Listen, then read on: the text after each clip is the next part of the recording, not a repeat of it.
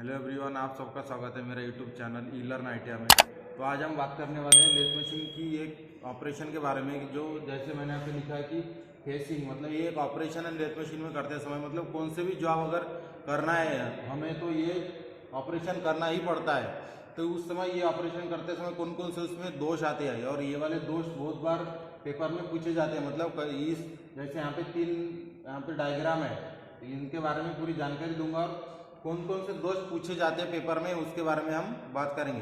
तो जैसे यहाँ पे लिखा कि मैं फेसिंग करते समय कौन कौन से दोष आते हैं, मतलब जब हम कोई ऑपरेशन फेसिंग ऑपरेशन करते हैं तो उस समय जो दोष आते हैं तो वो उसमें तीन दोष आते हैं। एक पहला वाला concave face, second number convex, और तीसरा पीप, मतलब इसको सिर्फ पीप ही बोलते हैं, जो बीच में मटेरियल बचा रहता है। तो ये तीन दोष आते हैं, और ये तीन दोष आने के कौन कौन से कारण होते हैं और उससे कैसे सुधारा जाता है, इन सब के बारे में हम अभी जानकारी प्राप्त करेंगे। तो सबसे पहले देखेंगे कि जो अपना ये पहला है कॉन्केव फेस क्यों आता है और किस लिए आता है, और इसको कैसे सुधारा जाता है। कॉन्केव फेस मतलब क्या होता है, जैसे ये एक राउंड बार है, ये वर्क पीस या जॉब भी बोल सकते हैं हम इसे।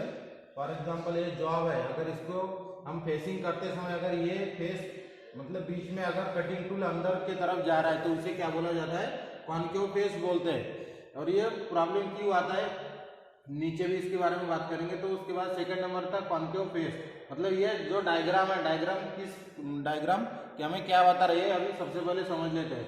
सेकंड नंबर का है कॉन्वेक्स फेस मतलब कभी कभी क्या होता है, जैसे मैंने यहाँ पे बताया कि ये भी अपना जॉब ही है। एग्जाम्पल के लिए ये जो जॉब है, जॉब के जब हम फेसिंग करते हैं तो उसके क्या होता है, आउटर साइड ऐसे बाहर की तरफ निकलता है। जैसे पहले इसमें अंदर की तरफ था और सेकंड नंबर में क्या है, बाहर की तरफ निकलता है। तो ये जो प्रॉब्लम होता है इसे क्या बोला जाता है, मतलब जो बनता है इसके, उसे क्या बोलते हैं, कॉन्वेक्स फेस, मतलब बाहर की तरफ निकलता है। और तीसरा नंबर का था जो है पीप है, पीप बोलते इसे, पाइप के पीप बोलते हैं। तो पीप मतलब ये भी अपना एक वर्क पीस या फिर जॉब है। तो जॉब फेसिंग करते समय क्या होता है, कभी कभी इसके बीच में मटेरियल बच जाता है, तो उसे क्या बोला जाता है, पीप बोला जाता है उसे टेक्निकल में। मतलब अगर फेसिंग करते समय ये तीन मेन प्रॉब्लम आते हैं, तो इनमें से सबसे पहला क्या था, कॉन्केव फेस। कॉन्केव मतलब जो कटिंग टूल जॉब के अंदर की तरफ कटिंग करता है, अपने आप ऐसे हो जाता है, तो उसे क्या बोलते हैं, कॉन्केव फेस। और अगर जॉब का जो ऐसे फेस का जो बाहर की तरफ अगर इसका डायमीटर निकलता होगा तो उसे क्या बोला जाता है, कॉन्वेक्स फेस। और पीप लेफ्ट आउट मतलब बीच में जो मटेरियल बच जाता है। अगर ये प्रॉब्लम कब आता है, ये सबके बारे में भी हम बात करेंगे। तो ये सिर्फ क्या बता रहे हैं कि ये जो डायग्राम है और इसके बीच में फेसिंग करते समय इसके बीच में मटेरियल बच जाता है, तो उसे क्या बोला जाता है, उसे क्या बोलते हैं, पीप लेफ्ट आउट, मतलब उसके बीच में मटेरियल बच जाता है, उसे मेन डायरेक्ट पीप बोलते हैं। पेपर में कभी कभी पूछता है, अगर फेसिंग करते समय कटिंग टूल से फेसिंग करते समय अगर उसके बीच में मटेरियल बच जाता है, कुछ मटेरियल बच जाता है, तो उसे क्या बोला जाता है, तो उस समय हमारा आंसर क्या रहेगा, पीप बोला जाता है उसे। उसके बाद ये हो गया तीनों प्रॉब्लम, मतलब फेसिंग करते समय ये तीन ही प्रॉब्लम आते हैं।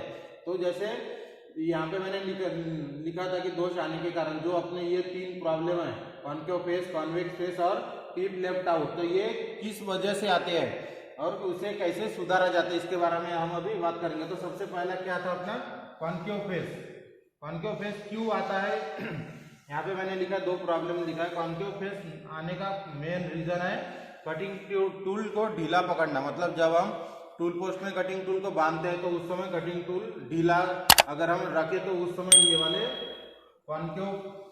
कॉन्केव फेस बनते हैं। तो उसके बाद सेकंड रीजन क्या लिखा है, टूल पोस्ट से टूल अधिक बाहर होना। कभी भी ध्यान में रखना है, कटिंग टूल कभी ढीला नहीं होना चाहिए, और कटिंग टूल को जब हम टूल पोस्ट में बांधते हैं तो वो ज्यादा भी बाहर नहीं होना चाहिए। ज्यादा बाहर हुआ तो ये ऐसे उसके फेसिंग करते समय ऐसे प्रॉब्लम आते हैं। और अगर ज्यादा कटिंग टूल बाहर रहे तो हाई स्पीड स्टील के कटिंग टूल रहे तो टूटने के भी ज्यादा चांस रहते हैं।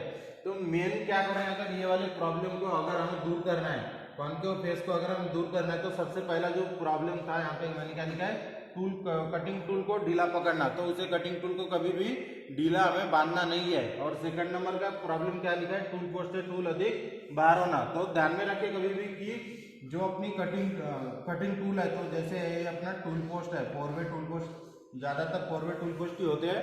तो टूल पोस्ट से कम से कम 1 से 1.5 इंच तक ही कटिंग टूल बाहर होना चाहिए, ये इतना ध्यान में रखना है। अगर ज़्यादा कटिंग टूल कभी भी तो टूल पोस्ट से कटिंग टूल ज़्यादा बाहर भी नहीं होना चाहिए और ज़्यादा अंदर भी नहीं होना चाहिए। अगर कटिंग टूल पोस्ट से ज़्यादा अंदर बांध लिया हम तो उस समय क्या प्रॉब्लम होता है, जब हम कौन से भी लेथ मशीन के ऊपर ऑपरेशन करते हैं तो कटिंग टूल हमें सीधा मशीन के ऊपर सीधा खड़े होने का और कटिंग टूल का पॉइंट हमें दिखना चाहिए।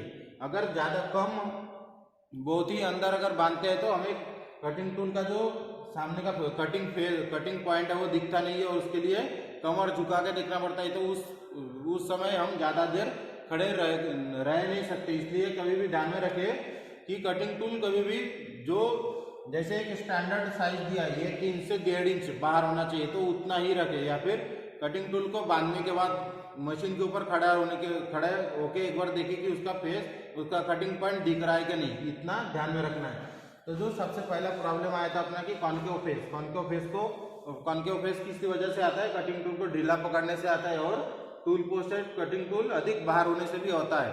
तो उसको अगर सुधारना तो हमें क्या कर रहे हैं, कटिंग टूल को कभी भी ढीला बांधना नहीं है। और सेकंड नंबर का जो उसका सॉल्यूशन है कि कटिंग टूल कभी भी टूल पोस्ट से ज़्यादा बाहर नहीं होना चाहिए और ज़्यादा अंदर भी नहीं होना चाहिए, 1 से 1.5 इंच तक ही बाहर होना चाहिए।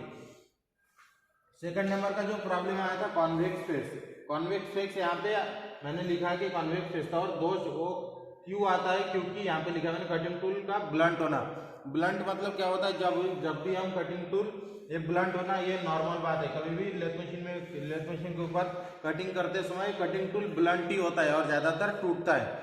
तो ब्लंट ज़्यादा टूटने से ज़्यादा ये ब्लंट होता है। मतलब क्या होता है, जब हम कटिंग टूल को धार लगा के कटिंग करते हैं तो उस कटिंग टूल से बहुत समय कटिंग करने के बाद क्या होता है, उसका जो सामने का पॉइंट रहता है वो खींच जाता है। मतलब उसका जो पॉइंट रहता है वो पूरा ब्लंट हो जाता है, मतलब उसका धार चला जाता है। जैसे इसका ये कटिंग टूल का ये पॉइंट है तो ये पॉइंट बहुत समय चलने के बाद क्या होता है, ऐसा खींच जाता है।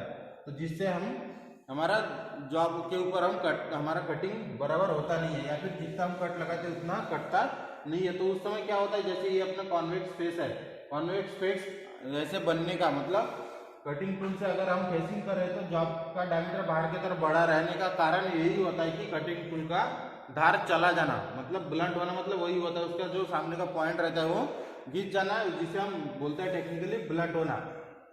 तो इस प्रॉब्लम को अगर हमें सुधारना है, मतलब कॉन्वेक्स फेस नहीं आना चाहिए फेसिंग करते समय, तो उस समय हमें क्या करना पड़ेगा, कटिंग टूल को टूल पोस्ट से निकाल के उसे डबल से धार लगा के फिर उसे डबल से सेट करके हमें फिर से फेसिंग करना है। तो फेसिंग करते समय ध्यान में रखने के लिए कि उसका फेस 90 डिग्री में ही कट रहा है कि नहीं, या फिर इन 3 प्रॉब्लम में से कौन सा प्रॉब्लम आ रहा है कि नहीं। तो उस समय ये जो प्रॉब्लम है यही 3 ही प्रॉब्लम होते हैं, और इस तीनों को प्रॉब्लम कैसे सॉल्व किया जाता है मैं यहाँ पे बता रहा हूँ।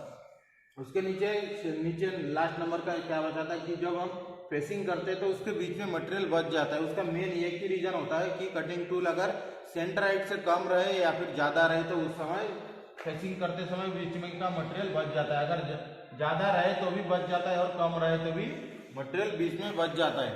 तो ये बात ध्यान में रखिए कि अगर ये वाली प्रॉब्लम हमें हो रही है मतलब फेसिंग करते समय, तो एक बार कभी भी फेसिंग करते समय सेंटर हाइट कटिंग टूल की सेंटर हाइट सेट करना बहुत जरूरी होता है। अगर कभी सेंटर हाइट सेट नहीं किए तो ये प्रॉब्लम कभी हमारा सुधरने वाला नहीं है। इसलिए कटिंग टूल कभी भी लेथ मशीन में लगाने के बाद उसकी हाइट सेंटर हाइट पे ही सेट होना चाहिए। जैसे सेंटर हाइट सेट करने के लिए किसका उपयोग करते हैं, पैकिंग पट्टी का उपयोग करते हैं।